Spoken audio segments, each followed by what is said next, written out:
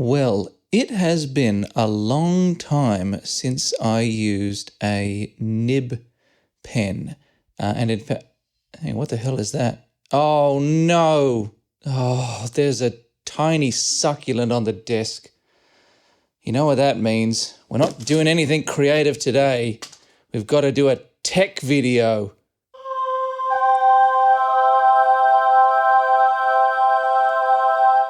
I've always thought trackballs were pretty cool, but I've never really been motivated to own one because I just don't know much about them, and I'm perfectly fine with a mouse. But I've been noticing them more and more lately when I'm on shopping and auction sites looking at vintage keyboards that I also don't need. You might have noticed that trackballs generally tend to be a lot more expensive, or at least a bit more expensive on average than the equivalent quality of mouse. This turned up recently on a Japanese selling site. It was not expensive, and it was quite cheap, and I really liked the way that it looked. I mean, look at it, and it's big, it's symmetrical. I thought this would look really good next to some of the keyboards that I have. We might try that later, actually. Model it next to some vintage boards and see how well it matches. As you can see, this is called the Libra-90. It says, technology creates happiness. And that kind of optimistic attitude combined with the sort of sleek, understated, subtle, modern, professional, but not too subdued. You know, there's a little bit of accent color here. The design is quite elegant and interesting. There's a mixture of curves and sharp edges and round bits. So that, combined with this, tells you that it's from the late 1990s. I think this was manufactured, from what I can find out, from the late 1990s into the early 2000 and aughts. You know, it's the late 90s. We've been spending a decade watching Star Trek: The Next Generation. It's pre 9/11. So this is the future, isn't it? This is the optimistic, professional, yet not uncreative future. Large button trackball, it says. Also large ball trackball. Another hint that it's from the 1990s is that it's compatible with Windows 98, Windows 2000, Windows ME, and Windows XP. Only those, because that's it. That brings us up to date, doesn't it? Into the present day. Let's take a look at this box. Who was this manufactured by? It's made by, I guess, that popular, well-known technology manufacturer. I'm sure the brand will turn up any second now. Large button trackball, streamlined styling and ergonomic design that just feels good in your hand. It just feels good. We don't know how we've achieved that. Our engineers are baffled, but the magic happened and we don't question it. Advanced trackball for scrolling and pointing. Multifunctional scrolling and pointing. Oh, Libra-90. You do spoil us so. Large button design for comfortable use. Detachable wrist rest pad. That is cool. And good, the user-friendly body shape effectively minimizes any discomfort caused by long-term uses of capital K keyboard. Even though this is not a keyboard, somehow by using this trackball, the ergonomic comfort, the ergonomically never before achieved comfort of this trackball gets magically transferred over to the keyboard, and it eliminates any discomfort, any RSI caused by the long-term uses of keyboard also. That's Excellent. Cool. The streamlined shape and color will satisfy your highest expectations. And here is where I'm going to put sarcasm aside for a minute, because I agree. System requirements, we've got Windows listed here. IBM also. IBM or compatible system. You see, this is from the late 90s, a kind of transitional time. We'd started to call them Windows systems, of course, but a lot of us had spent years and years, our whole lives, growing up calling them IBM compatibles, right? IBM computers or IBM compatibles, and so we've got both descriptions kind of listed here. That's, it's the late 90s, man. That's cool. It doesn't look like a kind of specialized, ultra-professional trackball, but apparently it is pretty good. So that, combined with the fact that it's cheap, maybe makes it a good choice for a person like me to find out if I like trackballs or not. Okay, well, let's just come over here to the other desk. Oh, goodness me. What's this? It's another project I've been working on lately, taking up all the desk space. I'll have to get rid of this. This isn't meant to be here. I'll just clear all this very funny, entertaining stuff out of the way so we can get on with the what is it? The trackball. Yeah, we're doing a trackball. Okay, so yeah.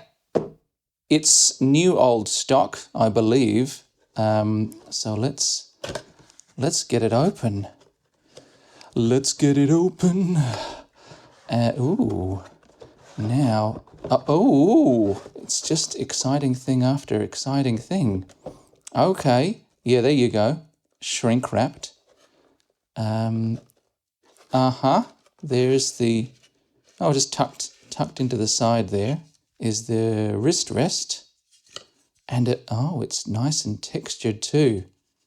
So not just the beige color, but that, I don't know if you can see that, but it's got a very similar texture to like a Model M keyboard and keyboards like that. So that's really nice. That'll match well.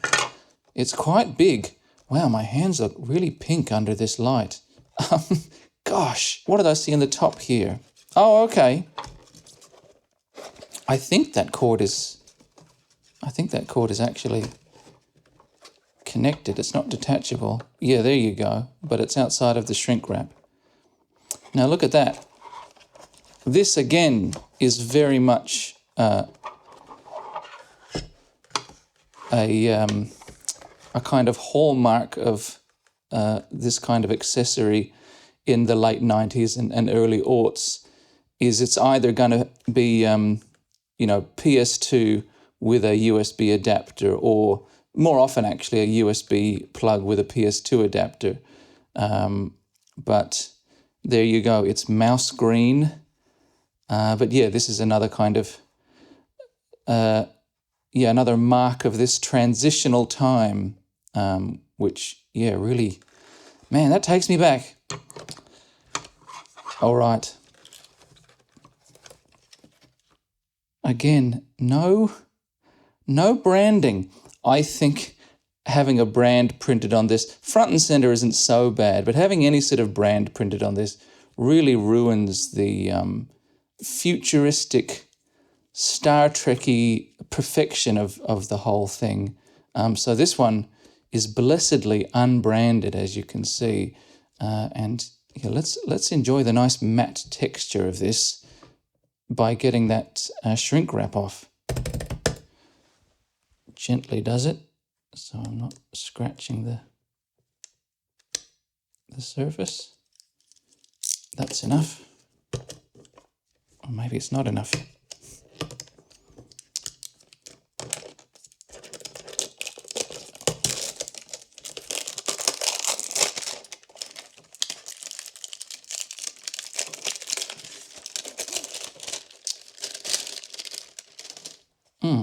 Bit of a mark there, but that'll clean off.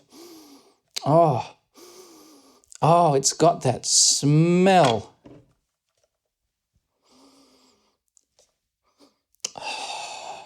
Okay.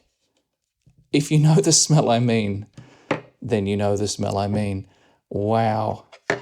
And this, I guess, yeah, there you go. That'll slot in just there. Oh, come on. You can do better than that. There you go. There we go. Yeah, I was waiting for that click. Yeah, it's a little light, but not terribly light. It's not light at all, but it's just not heavy. Future Patrick here from the year 2000.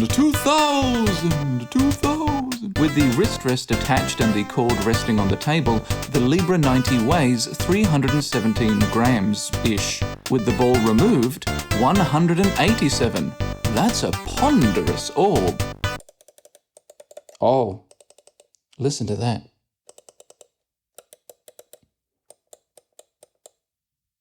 That's some good clicking.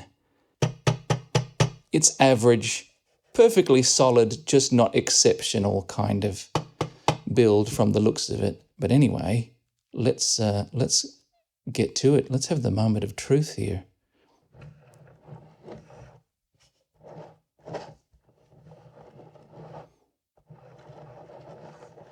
Wow.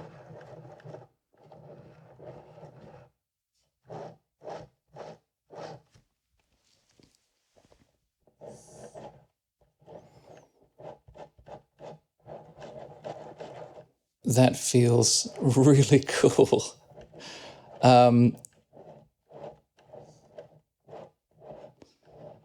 It's, it's a little scratchy in terms of the kind of tactile sensation that I'm receiving, but I don't mean scratchy in the sense that it interferes with the smooth movement of the ball in any way.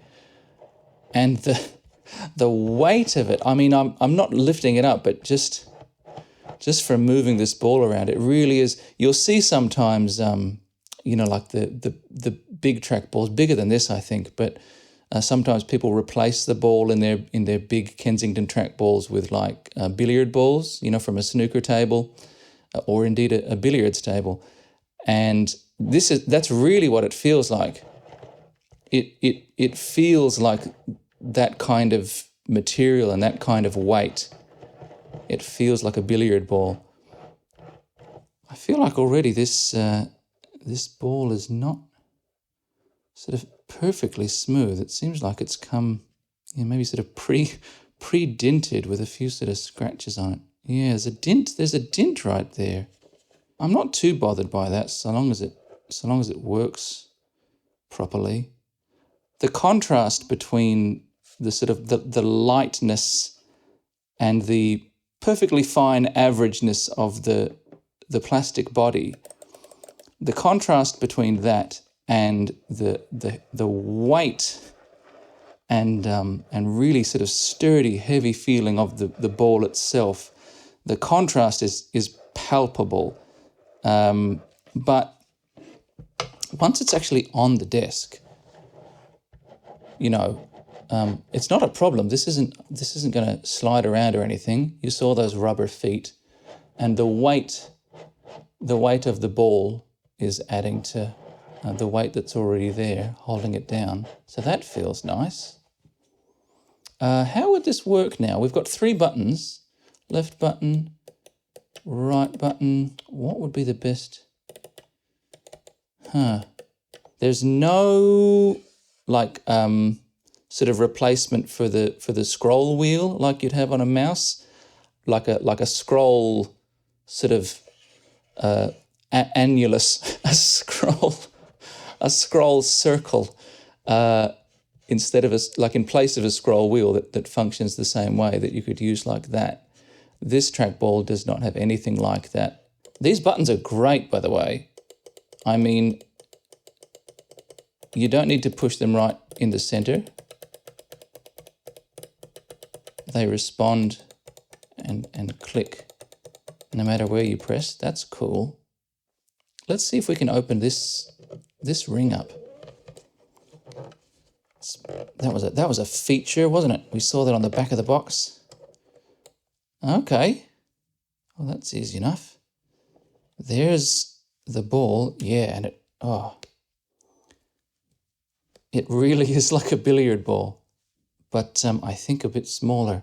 Oh, actually, I have seen, even on the official product packaging for this trackball under different brands, different measurements for the size of this ball. I've seen 45, 46, 50 and 51 millimeters. Reviewers have actually examined it, say 51 millimeters. That apparently is the actual diameter of this sphere. 51 millimeters turns out to be another way of saying 2 inches, so keep both of those measurements in mind if, like a semi-regretful eunuch, you're searching for a ball replacement. I did think that 51 millimeters was smaller than a billiard ball, but it turns out there are a range of standard sizes depending on the type of billiards, and ours is the right size for English 8-ball, which typically has a cue ball and an 8-ball, and all the other balls are plain red and yellow, so you get just a few colour options there. Now, these are called Bao Ding balls, but often listed as Chinese health balls or something like that. You could probably buy a ton of them from AliExpress, mark them up 500% and sell them on Etsy to yoga mums.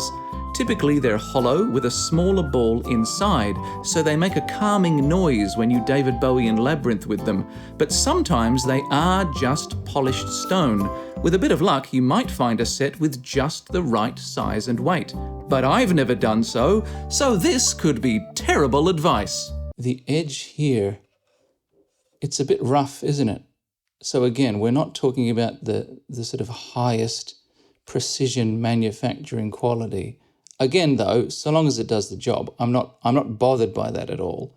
It's got 1, 2, 3 sort of rollers here, but those are not the encoder rollers. Like they're not tracking the movement of the ball.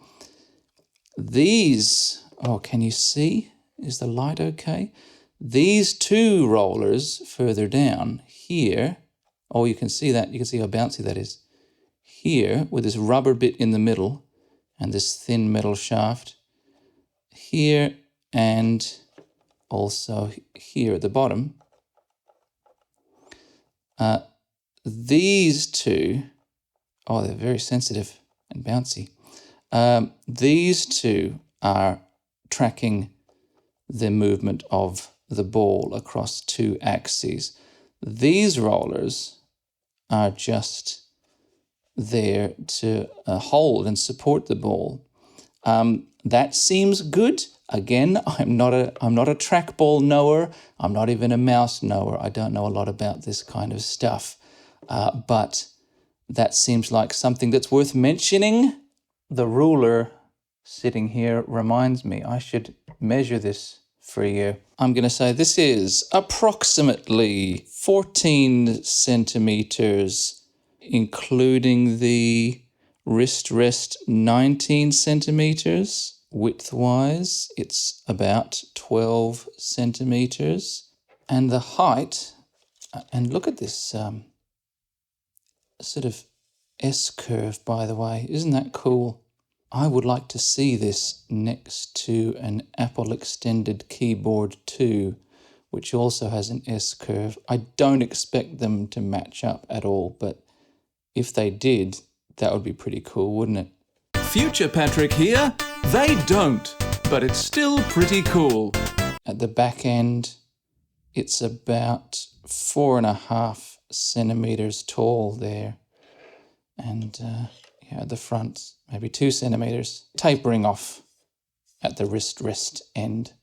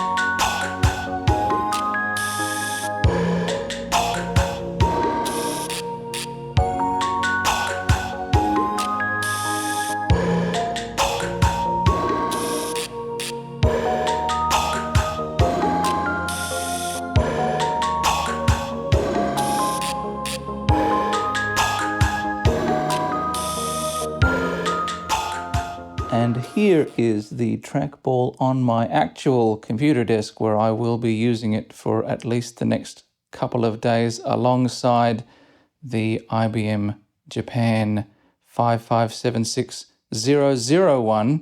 This ludicrous thing. That's a lot of space. That's a lot of horizontal activity, but it looks cool, and like the SSK, it's a really good match. Back to front, front to back. It's just about perfect. The blue accent here happens to be a pretty good complement to the multiple blue sub-legends on this exceptionally sexy keyboard. Why aren't you doing a video about this keyboard, Patrick? You may ask. Why are you doing a video about the cheap trackball? Why? I want to know more about the keyboard. Well, listen, if that's you talking right now, you know, you can tell me so in the comments if you want me to do a bit of show and tell about this keyboard or any of the other keyboards I've just been modeling the trackball next to. Go ahead and tell me in the comments instead of telling me inside my own head right now while I'm filming, which is really, really inappropriate and rude of you, actually.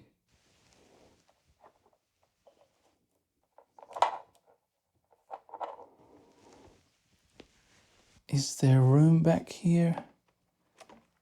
Ah, yes. Just enough.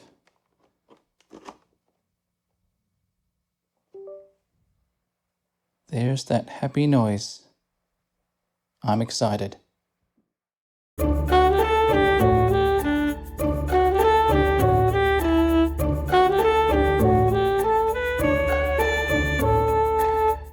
The Libra-90, which sounds like a jumbo handbag pack for women having what the Americans might call a doozy, was made by a Taiwanese company called Qtronix, later Itron or Etron, that still exists and seems to still make an assortment of techie OEM things, such as what the Libra-90 was one of. The first Libra-90 to be branded as such had a somewhat differently shaped housing, with no ring locking the ball in place, a serial connector, and no slot for a wrist rest on the bottom.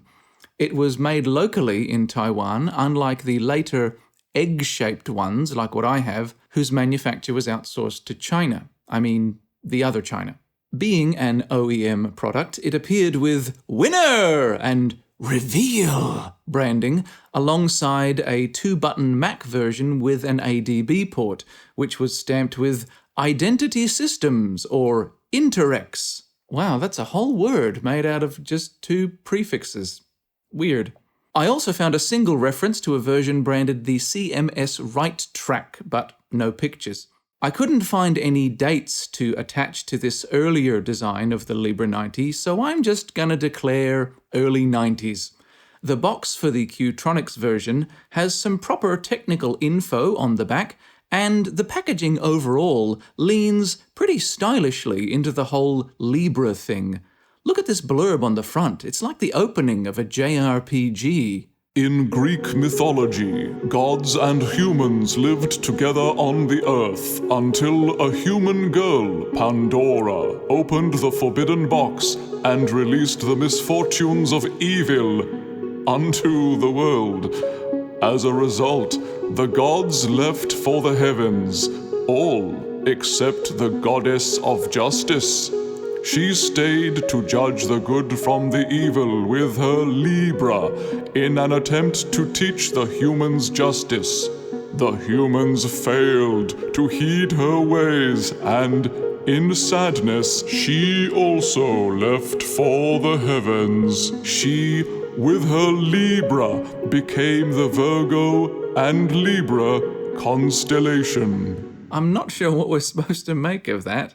Maybe the trackball is balanced and true, like the scales of justice? The egg-shaped People's Republic-made Libra-90 is often seen with Qtronix or iOne branding, but also has a long history here in Japan with the computer goods company Sanwa Supply, always with a model number beginning TB-200. In fact, the earliest date I could find for the egg design, June 1996, appears on the Sanwa branded packaging of a 2-button NEC PC98 version with the appropriate 9-pin DIN connector and a 9-pin serial adapter included. However, there is an all-beige 3-button version, excitingly named the PC Concepts Trackball 2000, which retained the original serial cable but included a PS2 adapter. This version also appears as the more sensibly but drably named Digital Research DR Track.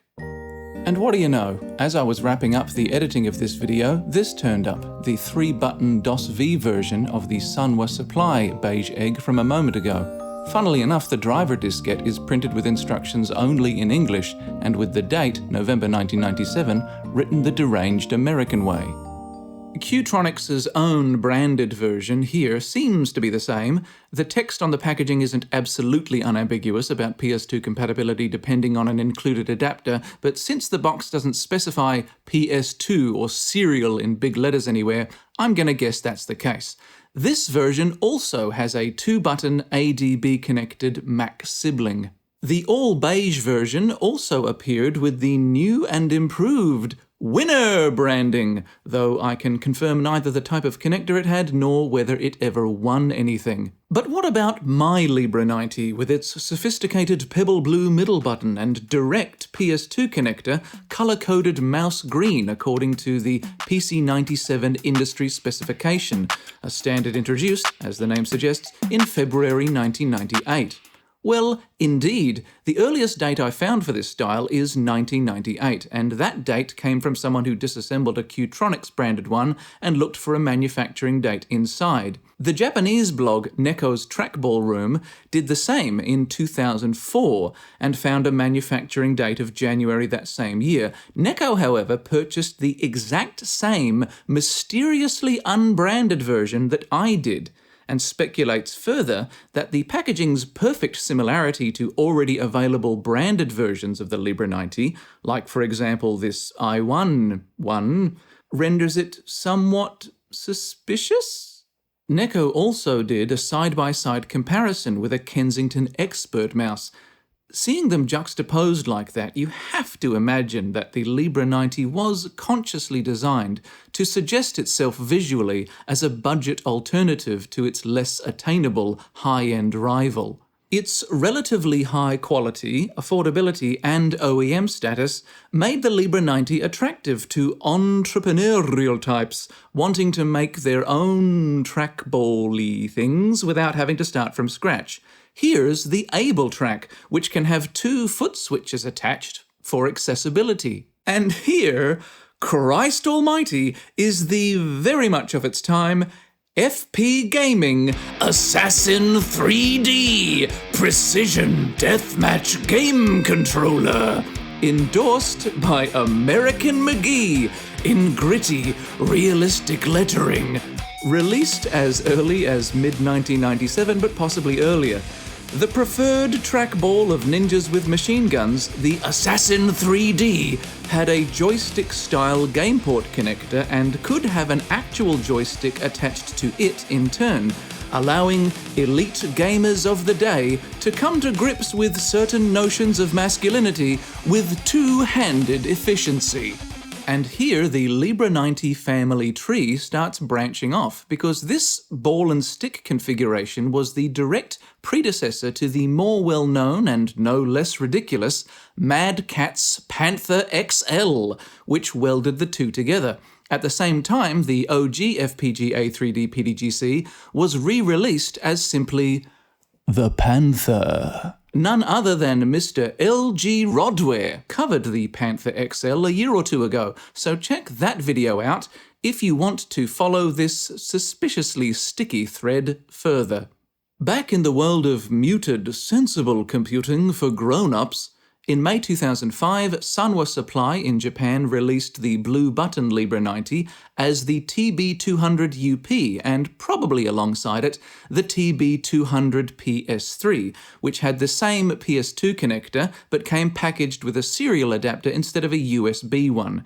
These had a recommended price of over 5,000 yen, but reportedly were being sold at the time for around 3,000. And what about the present day? 20 years on.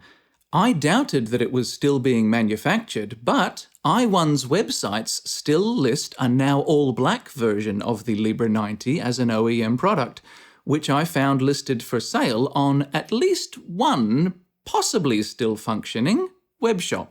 As for other members of the Libra family, the Libra-35 is a keyboard wrist rest with an embedded trackball, and the Libra P5 is some weird thing I don't care about. There are also trackball components, the Libra-37, the Libra-38, and, you guessed it, the Libra Q21. But what of me and my Libra? Not the Libra of Justice, but the Libra of Just Ice, which is my gangster name because I am very cool, but also I've run out of juice. Will the Libra-90 leave me baldly unimpressed, or will I become an evangelist of the sphere, more eager for balls than an unwed younger sister in a Jane Austen novel?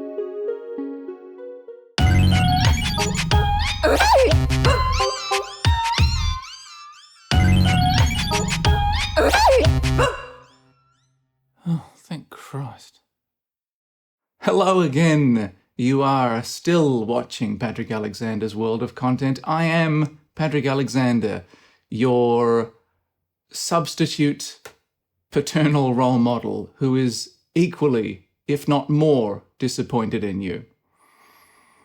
I've been using the Libra-90 trackball for quite a few days now. As you can see, or partly see, I did get rid of the ridiculously huge long keyboard, which was quite uncomfortable, and replace it with the SSK here, much shorter and a really good size actually to have the trackball next to it right here. Although it does look cool and perfectly proportioned right up against the keyboard like that, it is more comfortable having it offset a little, sort of halfway down like that. So the ball itself is at about the halfway point of the keyboard. I found that very comfortable to kind of reach across like that.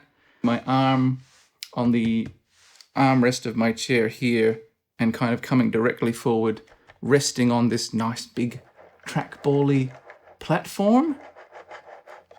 It's very comfortable. Having it over here with a longer keyboard, I'm not so sure about, because if your arm is stretching out diagonally like this and having to, even if you reposition the trackball to account for it, it does make your arm quite sore, and whatever ergonomic benefits a trackball is supposed to have, I'm sure, are totally eliminated. But if you have it right here so your arm can be straight, it is actually really nice, and I did feel a difference between that and using a mouse, the ball of my palm resting against the desk, and I don't know exactly what it is, but there's something about doing a lot of work with the mouse all the time. Yeah, it's not. I've never had any real problem with it, but I do find that the big trackball here is in many ways more comfortable. I have been using this setup for a few days. It's been really nice. I got used to the trackball pretty quickly after some initial setup issues, which I'll talk about later. I've been doing a lot of writing, bookkeeping. I've done a lot of online meetings, having to switch back and forth between a chat box and the video. Lots of documents I have to switch back and forth between during these video calls. All of that sort of stuff has been no problem at all. I kept the mouse plugged in here next to the trackball just in case I started doing these online meetings and the trackball became too difficult. I couldn't use it quickly and smoothly enough. But in fact, it was never a problem. In the next few days, I'm going to be doing graphic design and, of course, video editing and audio editing stuff. For that sort of thing, I am going to switch back to the mouse. And the reason for that is not a trackball problem, it's this particular trackball problem, which is that this particular trackball does not have, as we learned earlier, a scroll wheel or a scroll ring. For a lot of things, you can get away with not having a scroll wheel. You can work around it, but a lot of really basic functions in a lot of modern software just assume that you have a scroll wheel and really depend on it for really basic stuff. I found even a couple of web applications, not normal browser stuff, but sort of web-based applications even assume that you have a scroll wheel and have no other way of scrolling up and down the screen, the content otherwise. So that's been the only serious issue with this. The only other big problem was, of course, because this is an older mouse, it's a trackball mouse, like any other older mouse that you plug into a newer computer with a huge 4K monitor, the problem is the low DPI of the mouse. Even an older optical laser pew pew mouse, you know how they go, pew pew, that's what mouses do. Even if you go into your Windows settings and you turn the mouse sensitivity, the mouse speed all the way up, still, if you want to move the cursor from one side of the screen to the other, you're doing this, you're going,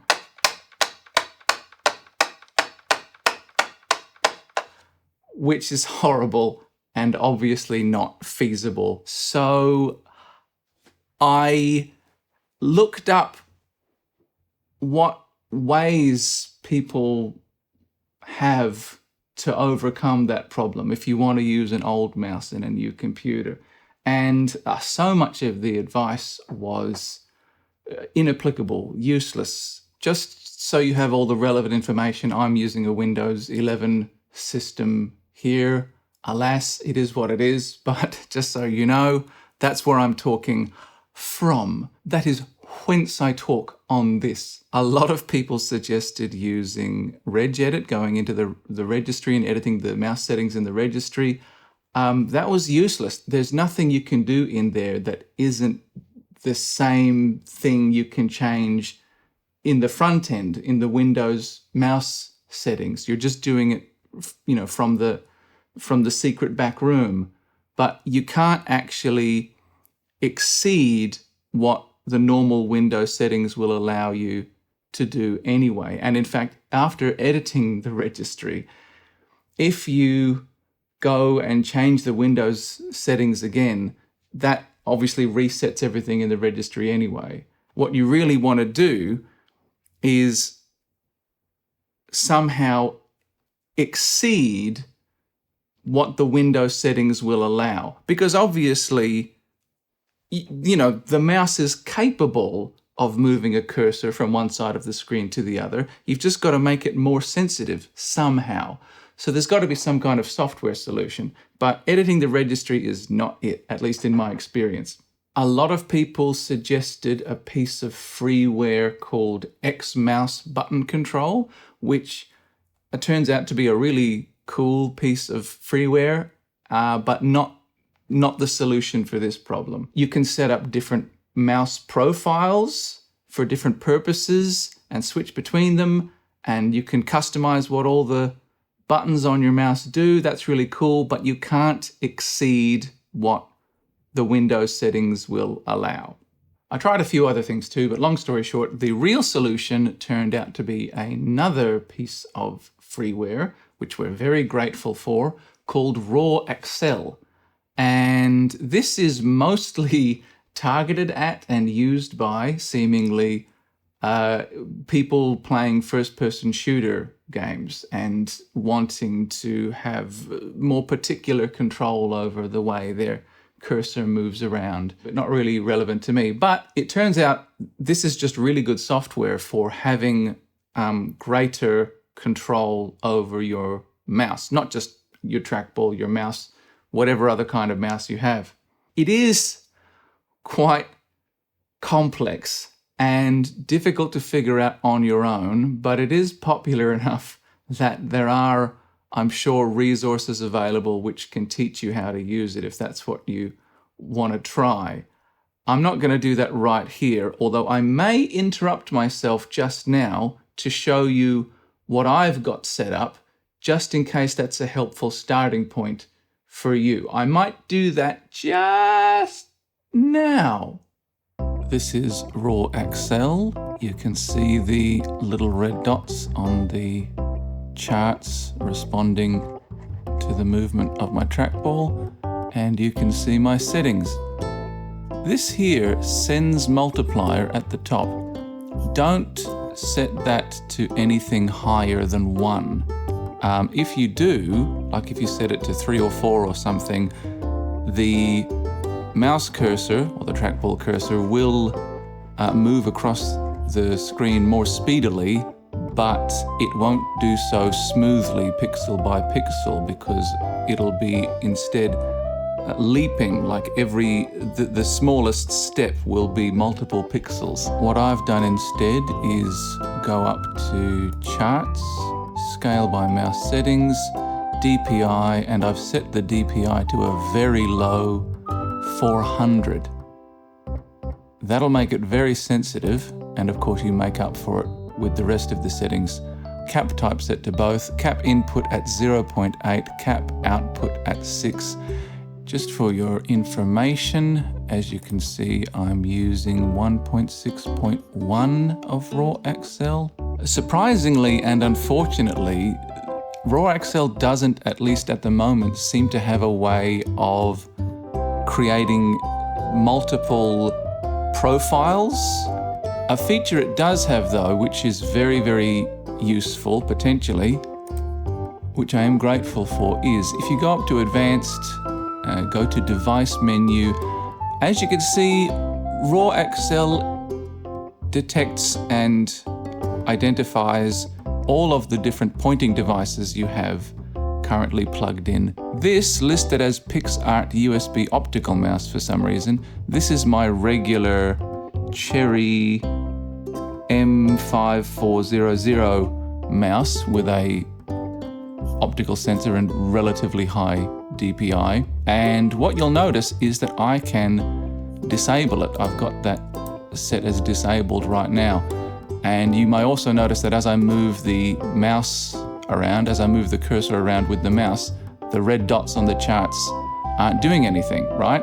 This is handy because if I set the sensitivity very high and I change the type of acceleration so that the older low DPI trackball input behaves naturally and speedily, if I use those same settings for the much higher DPI modern mouse, the slightest nudge with the mouse will send the cursor flying across the screen like a pinball in a pinball machine being played by the Incredible Hulk. So handily, you can individually disable raw Accel for each pointing device that you might have plugged in at one time.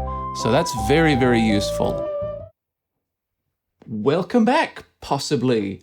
I hope that was helpful. I don't know. I haven't filmed it yet. That's weird, right? It's weird. Anyway, with raw Accel, this trackball now works like any other modern trackball or mouse would on a modern system with a big monitor. When I first plugged this thing in, to get from one side of the screen to the other, I had to do this.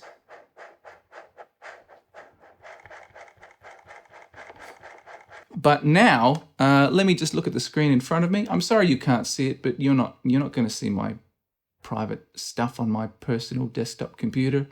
Here I am on the left the extreme left of my 4K monitor, and now there I am on the extreme right. I'm letting the wheel spin a bit there, the ball rather, but it's just a small gesture. Look at that. Oh, yeah. And if I keep my finger on the ball and sort of do it all without letting the ball spin, I'll just see how that goes. Yeah, maybe from that gesture there, like that took me about 3/4 of the way across the screen, which feels very, very natural. And let me see. Top to bottom, especially bottom to top, takes a bit more effort, but that's normal. That's just the nature of you know, the way your fingers are. But again, it all feels very natural. I can just do this and make nice big circles on the screen with my cursor, and I can also do really fine, tiny movements here with these tiny, you know, barely detectable nudges with my fingertip here. Having the middle mouse button, yes, in the middle, but below, right, below, so it is a bit weird. It took a bit of getting used to. Left click with my thumb, obviously that's no problem, that's perfectly comfortable. The middle mouse button, I wasn't sure at first how to handle that, but I quickly found out that for me personally, the easiest thing to do was to, as you can see, move my thumb in, just curl my thumb in and click it like that. It's not as comfortable as it could be, but once I got used to it, it was pretty good. Left click, middle click, left click, easy. Right click, on the other hand, requires me to use either my pinky or my ring finger in the most natural position. And as you can imagine, that is a little more difficult because those fingers on the hand are just weak. It just takes a bit more effort, and so that took a bit of adjustment. But it's not actually a problem. I'm just telling you so you know what's going on. Okay, I'm just filling you in, all right? And on the topic of clicking, before we move on, something I really kept wishing for as I was using this was for the ball itself to be clickable, like to have maybe the left mouse button or the middle mouse button beneath the ball. I kept trying to do that instinctively, and it feels like that would be a really good idea. And I'm going to guess, without doing any research whatsoever, I'm going to guess that that is probably a thing. I bet there are trackballs that do that have that feature. If there aren't, there should be, but I'm going to assume that there are. I wish I could click the ball, and I wish it had a scroll wheel also, or a scroll ring, more likely.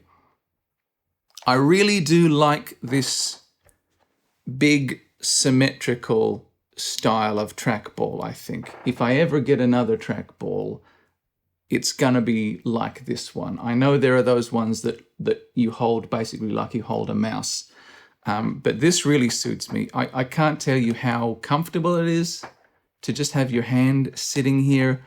The big ball is so easy to use, and it's a lot of fun. It's just fun moving this around.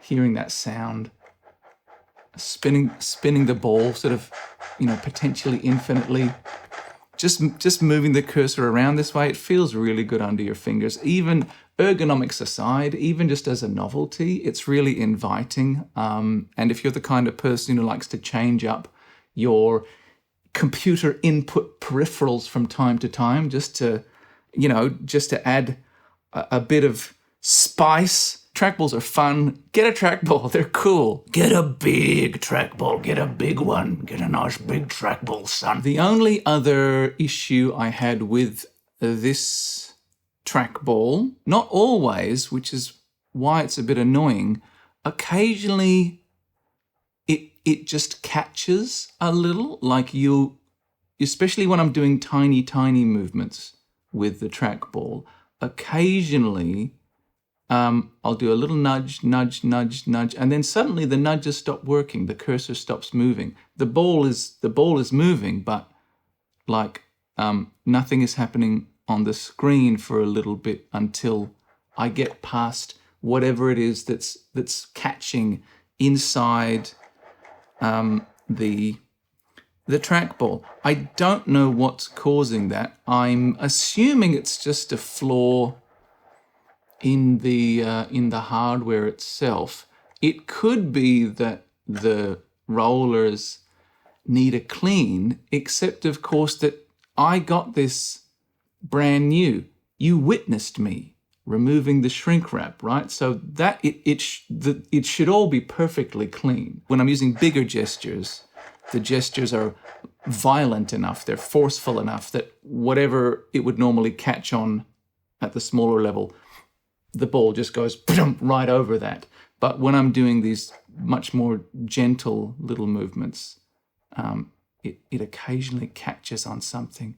That is an extremely mild annoyance, but worth mentioning since this is, after all, I guess, a trackball review from someone who's never used a trackball before. It's not an expert review. You know, I'm not claiming that. I'm not saying, oh, listen to me, listen to the Trackball Man. Welcome to my channel, Mr. Trackball Man, the guy who makes 100 videos a year only about trackballs. That's my YouTube niche. That's how I've got my myriad subscribers on my very trackball-focused niche YouTube channel. I hate myself. I hate talking about trackballs, but I have to talk about trackballs every day now. I've got a big pile of trackballs. I've got to keep talking about trackballs. That's how I make my living now. I've dug my own grave. I'm dying of trackball. That's not me. I'm a casual trackball man. I'm relaxed about trackballs. Move the cursor around. Left click, right click, middle click, double click. Click and drag. Yeah, it's all really nice and natural. In conclusion, you have 3 questions. Would I, a handsome man you trust, recommend a trackball? Yes, they're fun, comfortable, and easy to use. Would I recommend this trackball in particular, the Libra-90? Well, maybe, depending on how you use your computer and how willing you are to make the necessary adaptations. Would I recommend the Libra-90 as a pointing device for your turn-of-the-century retro build with Windows 98 or whatever installed? Unequivocally, yes. For that, it would be ideal. But I think it would be even idealer as a companion to a yet earlier build, like a 286 or 386 or something, anything with a PS2 port but from before scroll wheels were a thing. Then the Libra-90 would truly become the trackball of the future that it so aspires to be. And your desk would be a stylish jumble of anachronistic technology, you know, like on Severance. Or any modern TV show set in the 80s or 90s where the set designer hasn't done their bloody research. But perhaps I shouldn't judge. When I went looking online for information about the Libra-90, I couldn't find heaps, at least not easily. So if this video has been in any way helpful for you, I'm gratified. Thank you. And you're welcome. On that note, if you are a keeper of trackball secrets, please share them in the comments. That's right, break your oaths, betray your brothers and sisters, for me. Have you used one of the many incarnations of the Libra-90? Do you have a trackball to recommend? Tell us for Christ's sake. Anyway, thank you for watching, and thank especially you if you are one of my Ko-fi supporters or shop customers. That stuff really helps a lot, and you will be spared when the time comes.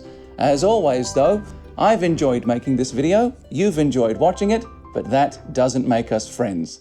Goodbye. Remington continued to work as a stock photography model before developing a chronic inflammatory condition known as gesturer's thumb. Mounting debts saw his car impounded, and he was unable to hitchhike to the nearest welfare office. Homeless and freezing, Remington's luck finally turned when a twinkly-eyed man appeared and gave him an extremely thick-crusted Christmas pie containing valuable plums. Marlene got lucky with a birthday scratchy and gained enlightenment. She remains on Earth as a merciful bodhisattva, guiding people towards nirvana, elevators, and conference rooms. In various Hindu traditions, she is regarded as the great sage who prevents the pendulous scrotum of the divine from dragging on the ground and becoming gritty. Crying Tiffany weeps still, her tears never-ending, flowing like river water through the dam of a shit beaver. Tiffany possesses a supernatural sensitivity to the existence of bug souls and feels irresistible grief at every tiny bug death in a radius of usually 7 imperial miles, but less when there is fog. Some dismiss Tiffany's condition as superstition or an addlement of the womanly mind, but as a medical doctor, I can assure you that it is real.